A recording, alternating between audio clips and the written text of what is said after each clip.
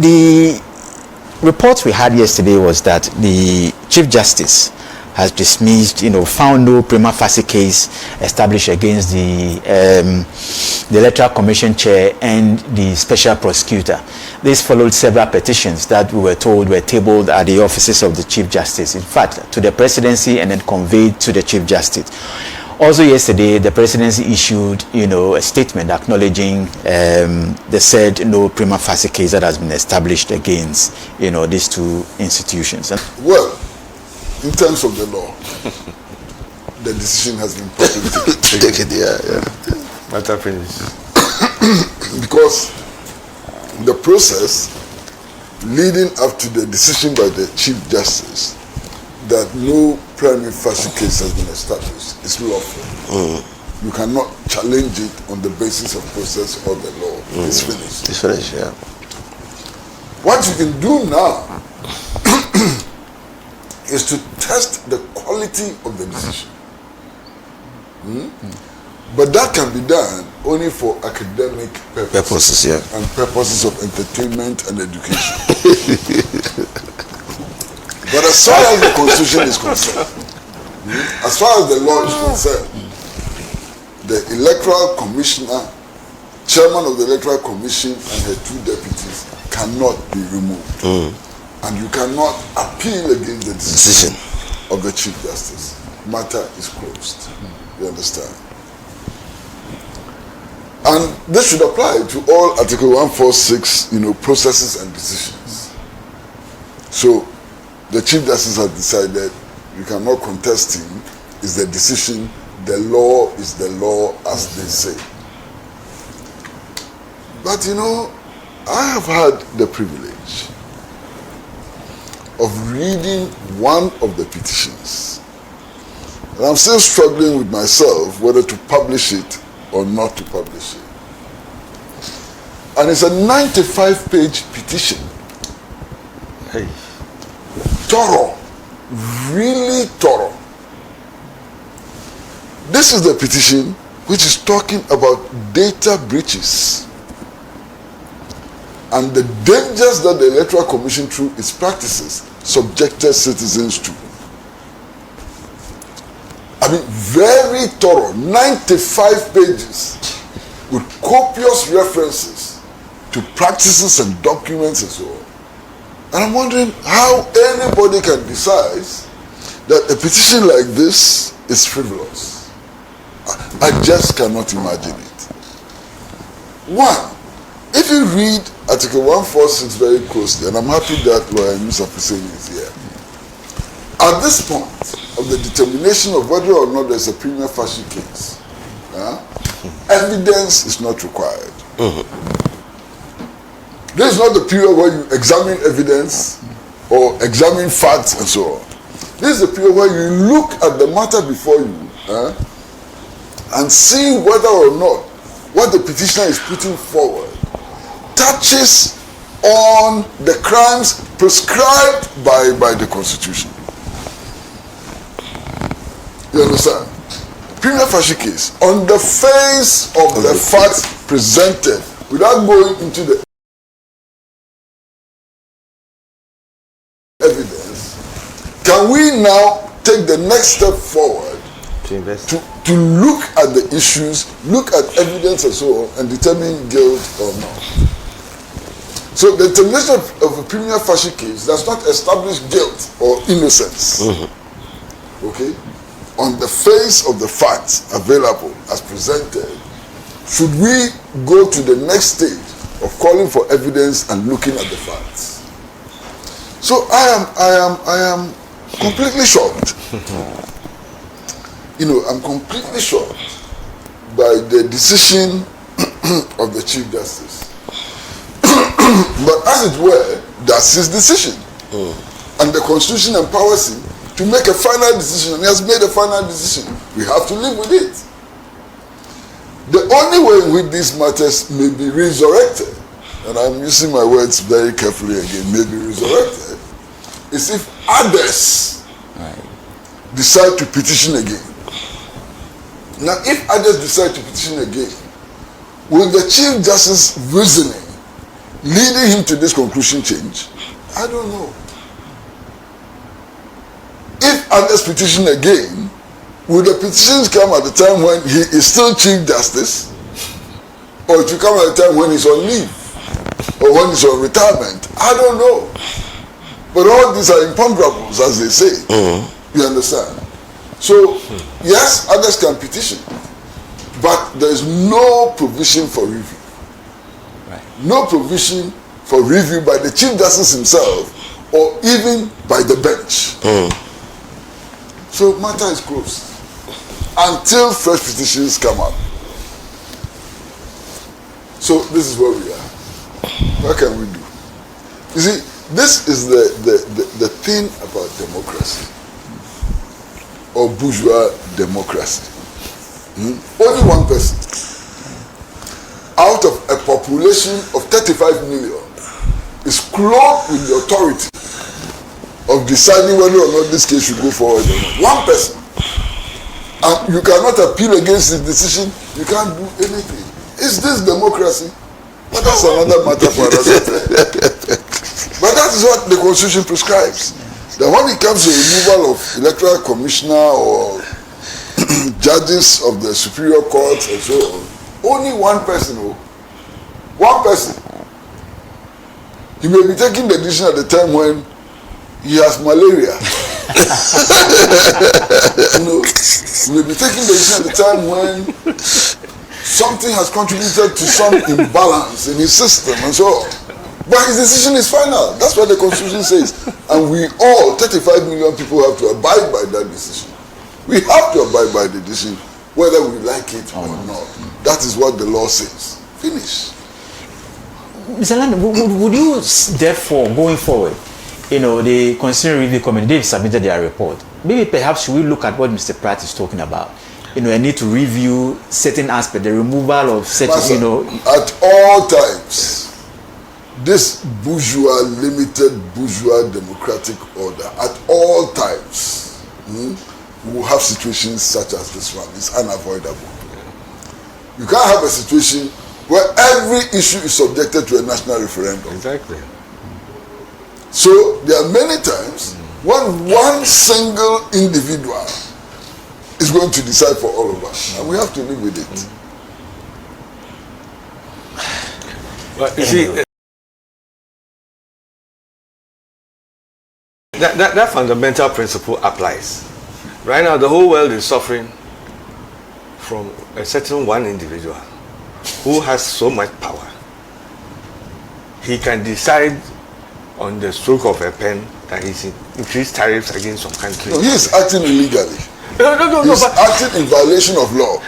This one, Justice Baffoe has acted within the confines of the law. Yes. It is the law Yes. which validates his decision. But in the case of Donald Trump, the law is against the decisions that he's making. He too is saying that a lot of those decisions, and there are many other decisions that he's taking, are within the law. So we have that fundamental challenge.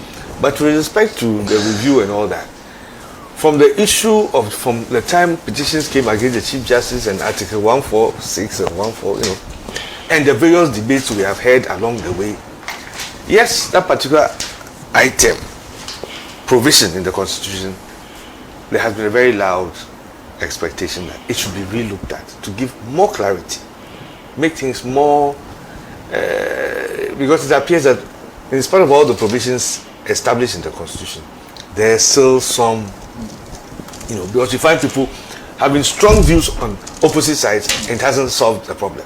So maybe that side of the Constitution and any other sides of the Constitution, with this review process, maybe looked at again to give us better clarity moving forward. I'm just considering how the opposition, especially the minority in Parliament, will take this, this news in. No, but that's their headache. Why should Everybody is. That's their headache. Everybody has the right to see it anyway. We must all, even in the ruling party, we must all agree that the decision has been made. Has been given. Yes. It's not subject to review or appeal. Yeah. So that's the decision. Yeah. Right. It's just that the decision took on those case. Yeah. She's fighting, but she's fighting a losing battle. She's fighting. Or, Charlotte say when the decision was taken, she didn't contest it. She just went because she knew that it was going to be a lost case. The only thing that I see in this decision is that it appears to me that Justice Baffoe has introduced something new. Threshold.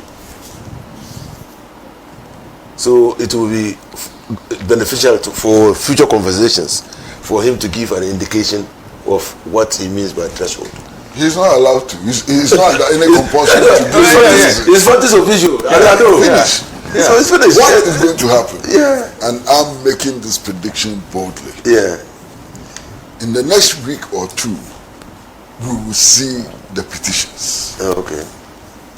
I have one. I have one of the petitions. I didn't have all the 10, but I've managed to get one of the petitions. So people will get the actual petitions. It will have, this is Ghana. Yeah. And then on the basis of the actual petitions, which we can all read, it is in English, it is not in Latin, it is not in Greek, we will read. So there will be contestations. People will be asking questions. You know, the debate will continue. Yeah. But no matter how the debate is shaped or continues, it won't change. The decision has been taken and cannot be changed. Yes, that's the point. Finito. Finito. I'm surprised, but I'm not shocked. You know, I thought honestly, I thought the Office of Special Prosecutor might go through. I thought he might be the one that they might establish. You know, they might not establish a prima facie case against. You know, but my feeling, of course, I am not a lawyer. I don't have all the facts available to me. But looking at how things have gone and everything and all the issues and complaints and all that have gone on, and the actions and inactions of the Electoral Commission, I was expecting that the prima facie case may have been established. Now, I don't know the petitions, how they were worded, the basis upon which they made those petitions were presented, etc. So I don't know. That's why I'm saying that I'm not shocked, but I'm surprised. And you also mentioned the popular sentiment. Yes, a lot of people were expecting, particularly the Electoral Commission, that some heads would have rolled. You know, because Ghanaians look back, and our democracy is maturing, and we are, you see, the way things were done 20 years ago is entirely different from the way things were done 40 years ago. Yeah. You know, and it's entirely going to be entirely different in 20 years' time. We've seen Dr. Farijan, how he handled various situations, how he handled his position, how he handled the different political groupings, etc. We saw it. We saw Charlotte Osei, what she went through, how she ended up. Then we saw Jean Mensa, how she went about things, how her deputies went about things. We saw the commentaries and the various political developments. You know, so Ghanaians have gradually built various impressions and images of these various office holders. So when petitions come, in fact, before the petitions came, there's a lot of public expectation that petitions will come in those directions. And we heard that, I think, was it 3 or 4 petitions that were tabled against the Electoral Commission. Well, like I'm saying, we don't know the details of those petitions. And like he's always said, those petitions, when they come, they're handled. It's only later on that we hear about the details. So, but I believe it's also good for our democracy that yes, they had their day in court, and maybe when the details come out, we may be informed that the basis upon which those petitions were made would not establish any prima facie case. It doesn't necessarily mean that if the petition had been different, some prima facie case may have been established. We don't know that for a fact for now. But the fact that the court has taken this direction, I think, will give some relief to the legal and judicial system. That it's working, and that people, the courts can rule in a way that may not necessarily follow public expectations. But I haven't heard anybody complaining. You know, so I think that in as much as the expectations were different, it has happened. I think it's also going to be a lesson for the Attorney General, particularly, because there's a lot of expectation in Ghana about how various cases are going to be handled, particularly the case concerning, that Ghanaians are watching very carefully, the Ken Ofori Atta case. And, you know, people are watching, and there are various expectations and jitteries going on along the way. And it is proper that when these cases are done, people are given a fair chance to defend themselves, and those prosecuting do their homework well. So that if indeed somebody has done something wrong, they are not able to escape on the issue of some technicality or other. But on proper, you know, legal grounds that there is no basis. Otherwise, if there is, proper homework should be done so that justice is served in the end. You know, so I think that this is what this ruling provides. It is something that came out of the blue, and I think it hits the whole country. Yeah. You know, but hey, it has happened. We accept it and we move on.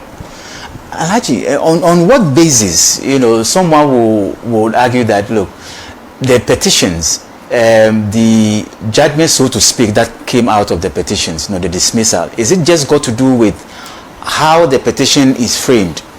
Or maybe perhaps they might also look at available evidence, you know, or even public sentiment when it comes to these two institutions, the EC and then the OSP. I'm asking this because, as you know, we all know, the expectations are high.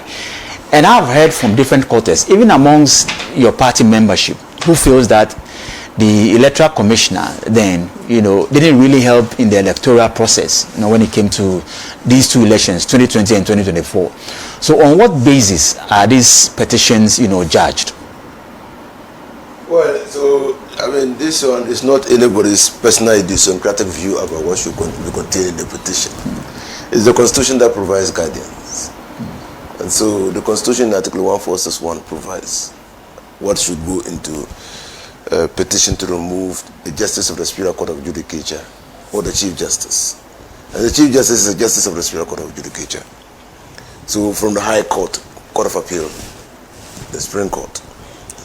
Now, it must be on stated misbehavior or incompetence or inability to perform a function because of infirmity of body or mind.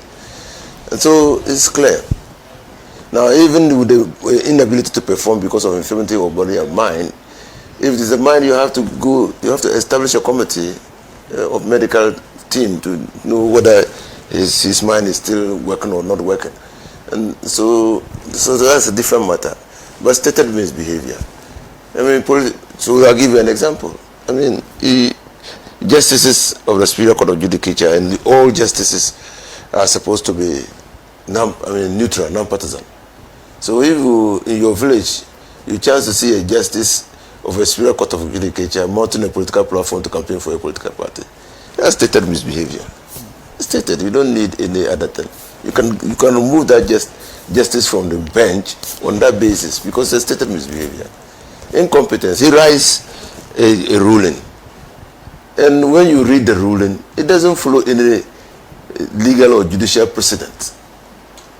And there are no legal principles or precepts. I mean, so you question his competence as a judge, incompetence as a judge. Now, so when it comes to electoral commission, why are we talking about incompetence? So the commissioner, electoral commissioner, enjoys the conditions of service of a court of appeal.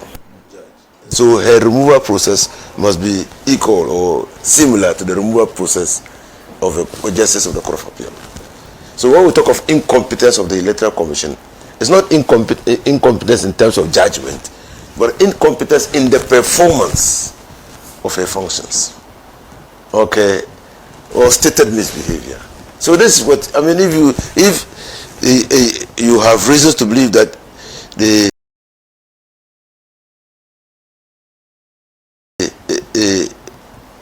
EC commissioner or her deputies have done something that clearly is a stated misbehavior, you put it in a petition and send it to the president. Or you think that she has been so incompetent that that incompetence is not to be tolerated or accepted of a body like the electoral commission. You put it in a petition and send it to the president. So that's it. So the constitution gives us guidance. Okay. Now and this is the first time you have about 10 petitions being sent for the removal of the EC commissioner. It's the first time. I mean, so it's huge. So it means that there's a general perception of people that the electoral commissioner and her deputies engage in some form of misbehavior, stated misbehavior or incompetence, and so they wanted them out.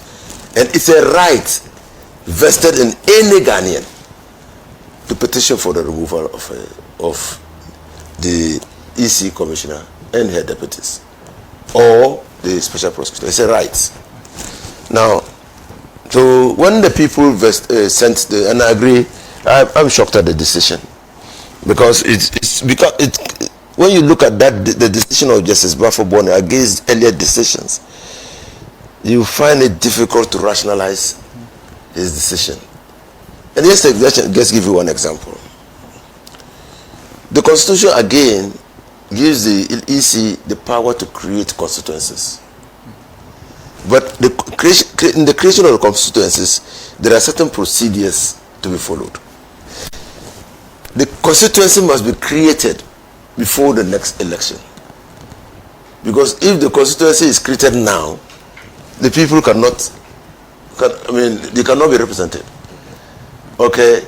So when you create a constituency after the holding of elections, for the full 4 years, the people cannot be in parliament because you cannot, we did that to prevent gerrymandering, and bastardization of the electoral system. And so if not, the government could create more constituencies in the MPP areas to further decimate MPP if we allow that. So the whole rationale is to lock it in and make it impossible to determine the outcome of an election when a sitting parliament is there, and also not to change the composition of that parliament. So in 2020, EC created constituencies.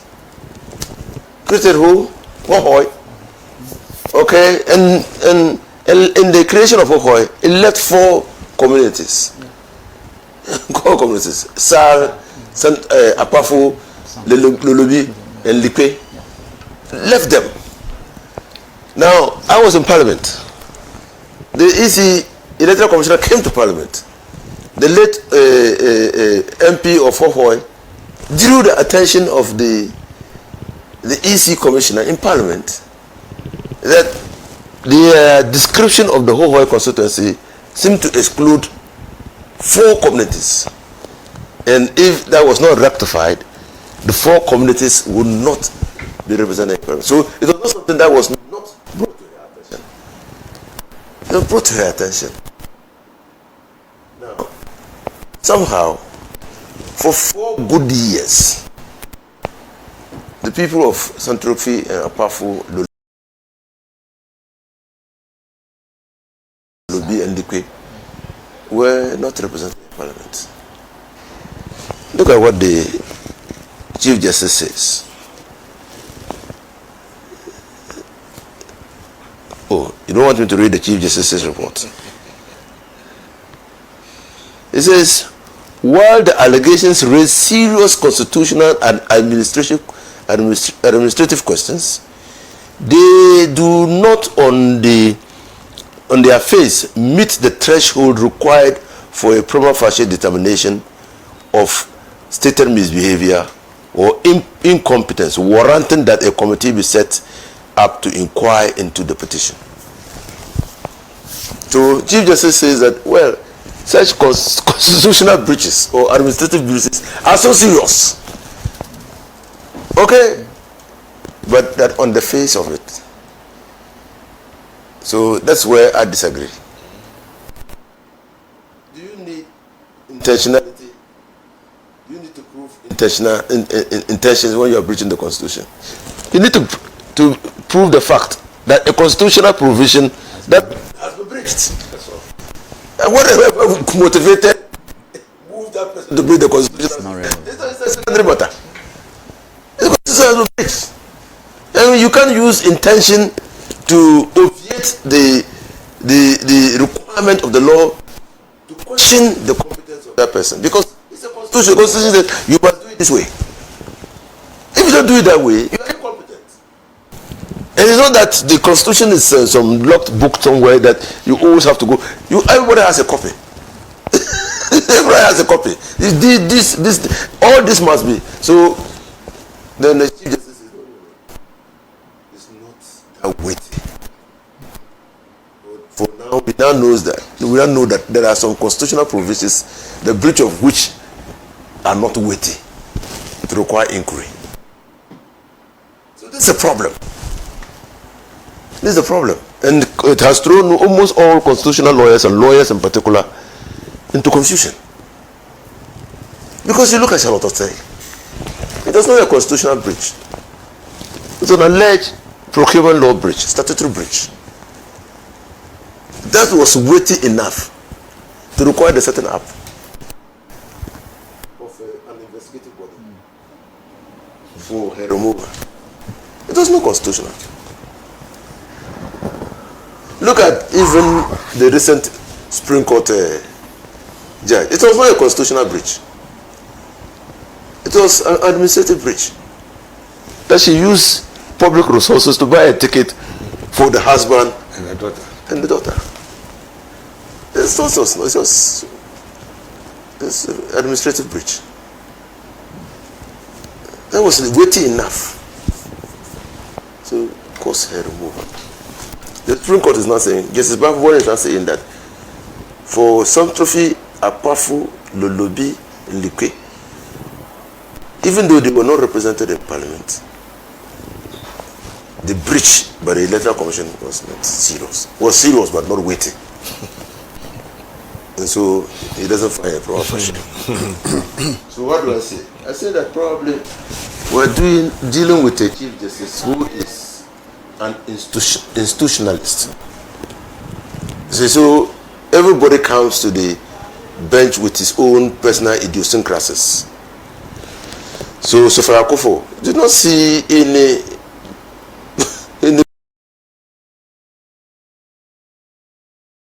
qualms. He had no qualms dealing with that institution and removing Charlotte say, no. Well, so if the institution is even going to suffer credibility problems, the person has breached procurement. So I'm not going to save the institution by undervaluing the breaches of the Procurement Act. That's a view. Or in the recent Council of State. So we won't save the Chief Justice because there were administrative breaches. But it appears to me that Baffoe, and from going forward, we will see how his judgments will read. It appears to me that he's an institutionalist. He's interested in his understanding and appreciation of our democracy is founded on strong institutions. So he will not do any unless the evidence is so clear and indisputable. He will not do anything to shake the foundation of institutions of democracy in our country. It appears to me that is what I'm seeing. Because if not, it appears that Charlotte Otchere was subjected to a weaker standard. Weaker. And so you look at consistency. Or even now we can argue that we can now argue that probably Tokuno was subjected to a weaker standard. Okay, so that is the inconsistency in judicial pronouncements and pronouncements of this nature, and has thrown the whole Article 146 again into debate. So he says threshold. So what is the threshold? Who defines the threshold? Where can we find evidence of that threshold to inform ourselves? and guide our future petitions. So these are the matters that his ruling is evoking. It's not that NDC called for the removal. I mean, I don't remember. I was part of the constitution. Manifesto committee. There's nowhere in our manifesto, especially in the governance architecture, where NDC said, "Look, when we come into office, we will remove the electoral commission, or we will remove the EC, the OSP." There's nowhere. Okay, but we said we are going to hold governments, institutions accountable, appointees accountable, people occupying some institutions accountable. So probably because we said that, people relied on that to send in petitions for us to hold those institutions or persons occupying those institutions accountable. But NDC as a political party did not promise the people that when we come, we will remove those people. No, we didn't do that. Can the petitioners, ask for a review? I don't know, but is it possible? It's finished. They are not satisfied. There's no. Okay, so I have to also be consistent. Reading Article 146, I don't see review. I don't see review. So the matter is settled. It's settled. So, if I may ask, the matter. This is just purely for education. The matter is settled in the respect of the individual petitions. Yes. Yeah. It's settled unless there's a fresh petition. But other petitioners can. Thanks for watching. Like and share the video. You can also drop your comment. Please don't forget to subscribe. Click on the bell to turn on the notification.